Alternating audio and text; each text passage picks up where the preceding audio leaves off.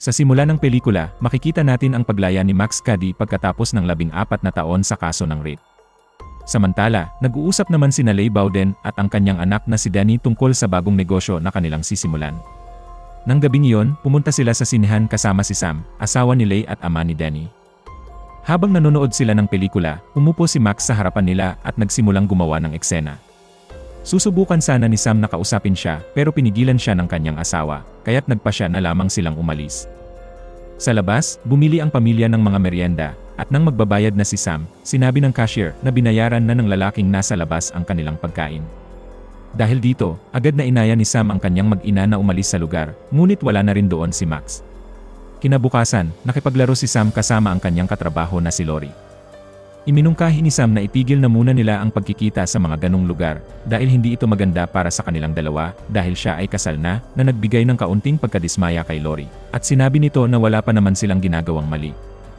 Kasunod nito, lumapit si Max kay Sam na pilit pinaalala sa kanya ang kanilang nakaraan bilang abogado at kliyente, ngunit nagkunwari si Sam na hindi niya siya kilala. Bago umalis si Max, nagbanta siya na mararanasan ni Sam ang mawalan ng isang tao sa buhay niya, ngunit hindi ito narinig ni Sam ng mabuti. Sa bahay, hindi maalis ni Sam sa isip ang sinabi sa kanya ni Max.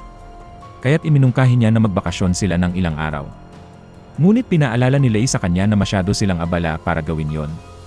Kinagabihan, nakita ni Leigh ang isang tao na nakaupo sa kanilang bakod at sinabi ito kay Sam. Alam na ni Sam kung sino iyon at lumabas siya, ngunit wala na si Max. Ipinaliwanag ni Sam na si Max ay isang dating kliyente na nais guluhin sila dahil galit ito na siya ang nagpakulong sa kanya. Sa trabaho, inamin ni Sam na itinago niya ang ebidensya sa kaso ni Max laban sa isang babae na maaaring nagpawalang sala sa kanya dahil nakita niya kung paano binugbog ang babae. Ngunit hindi niya akalain na malalaman ni Max ang ginawa niya.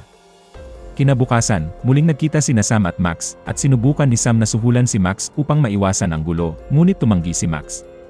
Kalaunan, namatay ang aso ng pamilya ni Sam at pinaghihinalaan niyang nilason ito ni Max. Kahit wala siyang pruweba, ipinadampot niya ito sa mga otoridad, ngunit pinalaya rin siya kalaunan. Sa kasunod na araw habang sila ay nasa isang parada, nahuli ni Sam si Max na nakatingin sa kanyang pamilya at matapang siyang hinarap sa harap ng maraming tao.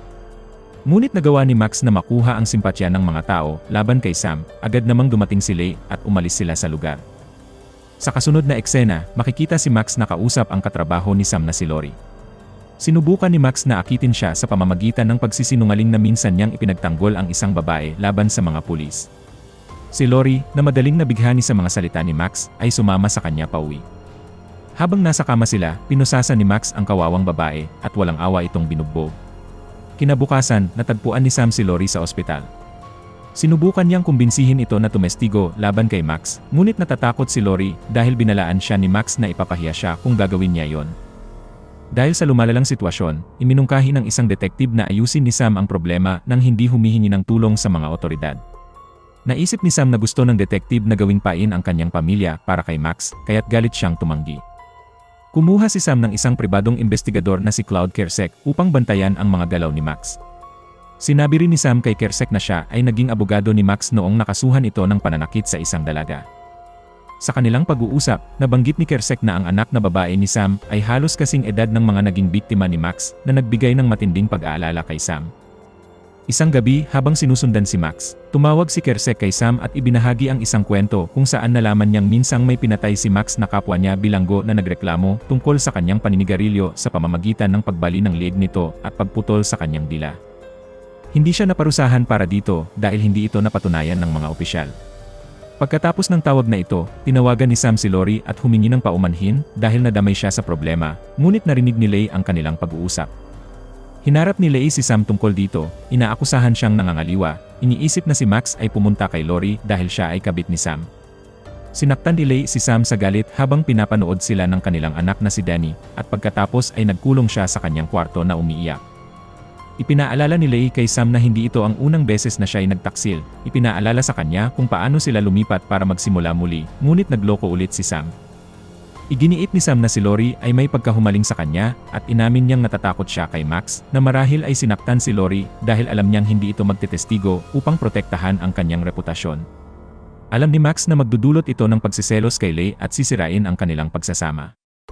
Hinimok ni Sam si Leigh na magtulungan sila laban kay Max, ngunit hindi kumbinsido si Leigh at pinatulog si Sam sa sala. Kinabukasan, sinundan ni Kersek si Max sa isang kainan. Nagulat siya nang bigyan siya ng pagkain ng waitress na hindi niya in order at sinabi sa kanya na si Max ang nag-order nito para sa kanya, na nagpapahiwatig na alam na ni Max na sinusundan niya siya. Sinundan ni Kersek si Max sa labas at pinayuhan itong umalis ng bayan, ngunit binalaan siya ni Max na huwag na siyang sundan muli o may masamang mangyayari sa kanya. Kalaunan, dumaan si Max sa bahay ni Sam kung saan nakita niya si Lei at ibinigay ang tali ng kanilang aso. Habang nag-uusap sila, napagtanto ni Lei na si Max ang lalaking nakaupo sa kanilang bakod noong isang gabi. Bigla namang lumabas si Danny, at nang makita ni Max na may anak na babae si Sam, agad siyang umalis. Samantala, nagkita sina Sam at Kersek, at iniulat ni Kersek sa kanya ang nangyari sa pagitan niya at ni Max. Pagkatapos ay iminungkahi ni Kersek na kumuha ng isang hitman upang takutin si Max at masolusyonan ang problema, ngunit bilang isang abogado, tumanggi si Sam na gumawa ng anumang iligal. Kinagabihan, nagkunwari si Max na guro ni Danny at tumawag upang akitin siya. Dahil magaling si Max sa mga salita, nakumbinsi niya si Danny na makipagkita sa kanya sa eskwelahan. Kinabukasan, nagkita sina Danny at Max sa kanyang klase sa drama, kung saan siya ay naninigarilyo.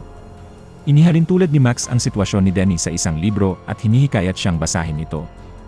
Bagamat naakit siya ni Max, nagsimula nang maghinala si Danny. Kaya ipinakilala ni Max kung sino siya, ngunit iginiit na siya ay inosente.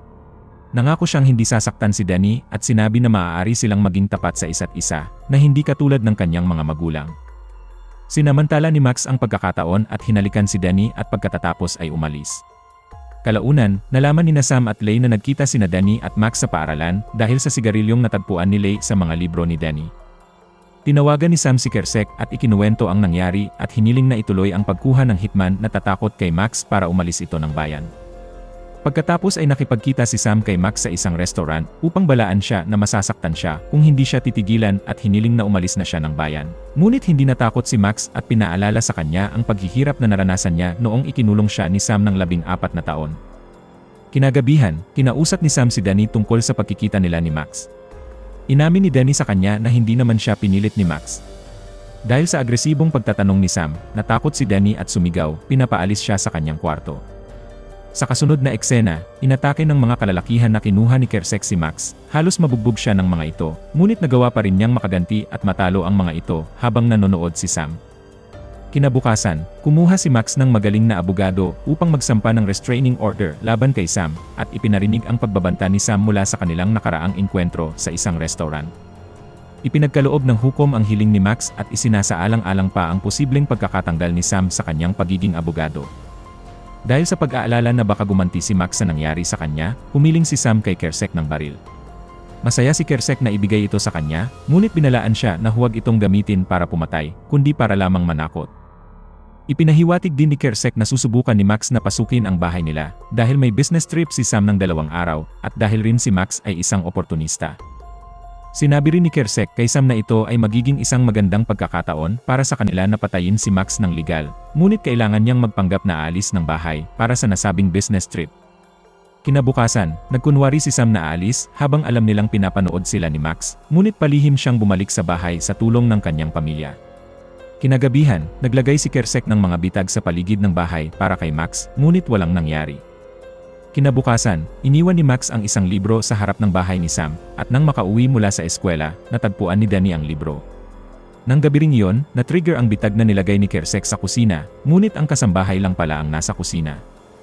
Sinubukan ni Kersek na kausapin siya tungkol sa kanyang ama na isang pulis, ngunit sa kasamaang palad, patay na ang kasambahay at si Max pala ang nagkunwaring kasambahay.